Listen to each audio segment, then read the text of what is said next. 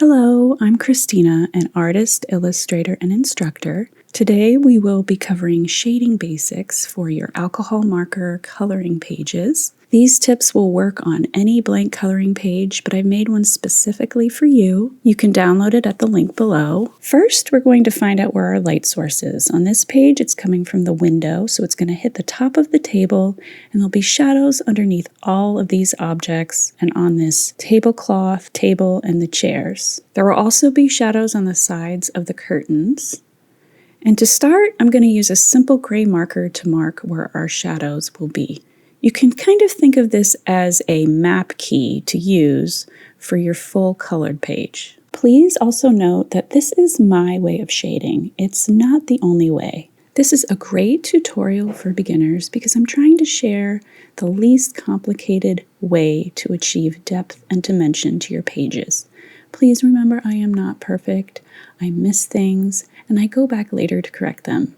This is just for fun. It is not a test, so relax and enjoy.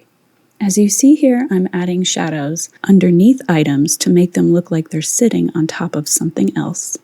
I also like to add shadows to the objects themselves to add dimension to them. So you see here, I'm adding shading to the bottom of the vase above the shadow. I also added it to the jam jar and the muffin, and I will be adding it to the pitcher and the coffee mug. I did forget during this part of the tutorial. If it feels like this is going a little fast for you, I do go over these steps again in the full color version. I wanted to show you these steps first, just in gray, because sometimes shading and shadows can be very subtle, and it shows up really well on this blank white coloring page. The most shadowed areas on this page will be underneath the tablecloth, the table, and the chair legs. So you'll see later that I add shadows, but I also go over the shadows to make them even darker. I'll show you that a little bit later. It's important to remember that this is not the only lighting scenario you can use on this page. There doesn't have to be light coming out of the window. It could be dark and stormy and rainy, and the light could be coming from above or the side. This is just how I chose to do it today. If you look very closely, I also add shading to the greens parts of these flowers, the areas underneath the petals and behind the vase, so it looks like they're sitting inside of it. And on the windowsill, I'm shadowing the side of the sill, so this little area here, because it's darker than the top of the windowsill. I'm also adding a shadow underneath it. If you take a look at a windowsill somewhere near you, one that might look similar to the one I've drawn here, you'll see the shadow makes it all the difference. It actually makes it look like a windowsill and not stripes running across the page. If you're using the page I provided, I recommend printing it out more than once and trying it with just a single color of shadows. And if you're using a book, if you can, definitely copy the page so you can practice more than once. It really takes the stress out of getting it perfect the first time. Before we move on to our full color page, I wanted to show you an example of another page from the Girl Moments coloring book. I went ahead and added the shadows and the highlights. Here's our light source. It's hitting certain parts of the girl and the table and the flowers. And then the other parts, of course, are in shadow. As I've mentioned before, these aren't the only ways to add shadows and highlights to a page, but to me, it's the most obvious because it looks like she's eating breakfast next to the window in the morning.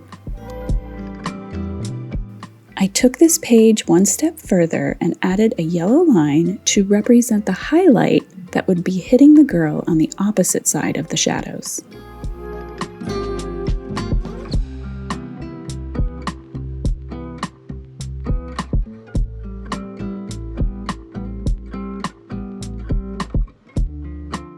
Now let's return to the page we were working on. Here is what I've colored. This is flat with no dimension. There's only one shaded area, and that's the tablecloth because I've used two separate colors to color that in. You can see that's a darker shade of yellow down here. I could have just colored over it twice with the same color, but I saved ink this way. Now let's use the first page we colored as a guide. I'll be adding shadows and shading in different areas with different colors. Here are the two colors I used for the tablecloth.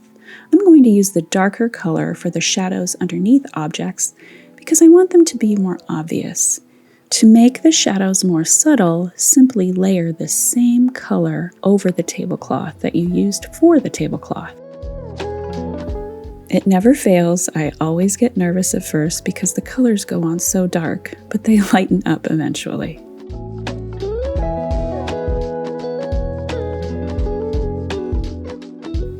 I think my favorite shadows of all the page are the ones underneath the objects on the table. It really gives them a sense that they are sitting on the table and not floating in the middle of a circle. As a side note, I wanted to mention that this page will be in the coloring book I'm publishing very soon, so stay tuned and I'll let you know when it's available. For this mug, we'll be shading it with the same color for a more subtle effect.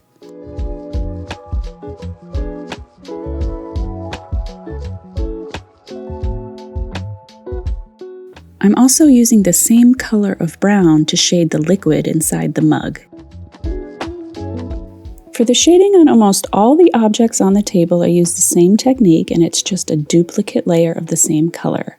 The only exception is this cupcake, where I used a slightly darker color under the strawberry and on the side of the icing. I tend to get a lot of questions about the exact colors I use, and I'll try to list most of them down below, but I definitely encourage you to experiment with your own colors and really see what sparks joy to you. Fun fact, I actually colored this page 3 times. I tried so many different combinations and different types of yellows and finally landed on the combinations that I like. I'm now adding shadows of the same color to these chairs and the table, and in a minute you'll see me go over them a 3rd time because they are the darkest part of the picture.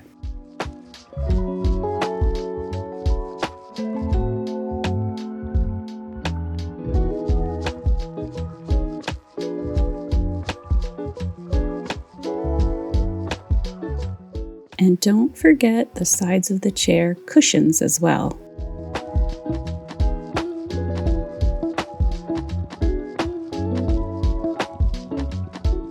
Here's a tip I should have shared earlier. Test your shadows. Take a scrap sheet of paper and lay down your base color. Once it's fully dry, add a shade of the same color and of a darker color on both sides and see which shadow you like better. I'm shading in the side of the windowsill here, as well as the area underneath the window frame. I'm also shading the areas around the windowsill behind the curtain and where 2 pieces of wood meet each other.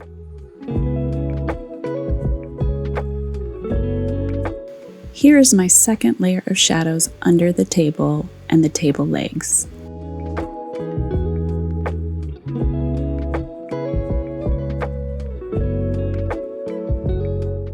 I missed a few spots, like this area underneath the bookmark and right behind the cat's ear. I'm also adding some shadows underneath the petals of this flower and where one flower is in front of the other and behind the vase. I'm also adding a shadow to show that the vase is behind the chair, and I'm adding some more dimension to the flower petals. Finally, we're up to the curtains, and I'm adding a shadow on the wall, and this is done with a darker color than the wall because the wall is so light, and I'm using the same darker color underneath the windowsill.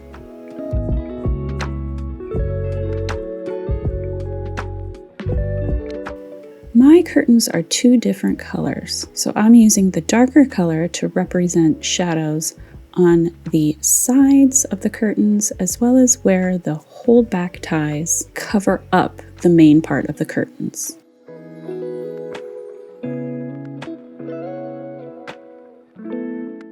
You'll notice that I didn't add a shadow over the cute cat's face because I didn't want to hide his eyes and nose.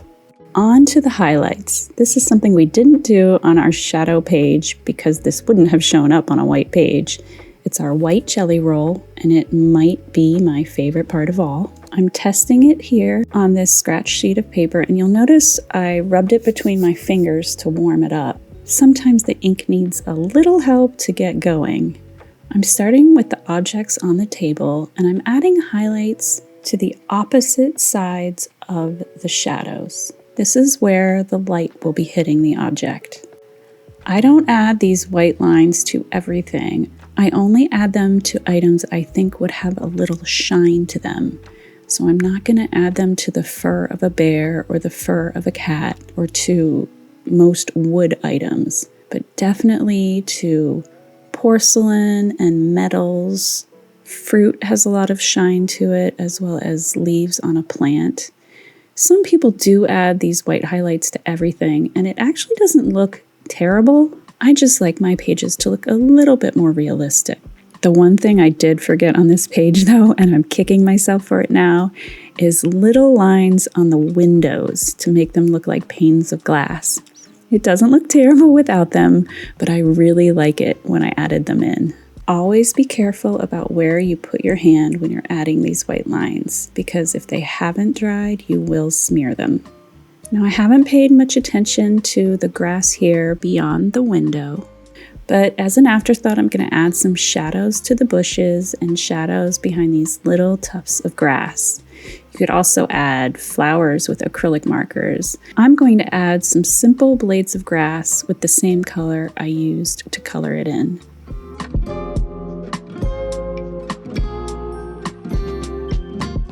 Here are the details up close. I hope what I've told you has made sense and shading is a little less daunting for you. Feel free to ask me questions in the comments below, and I'll do my best to answer them as best I can.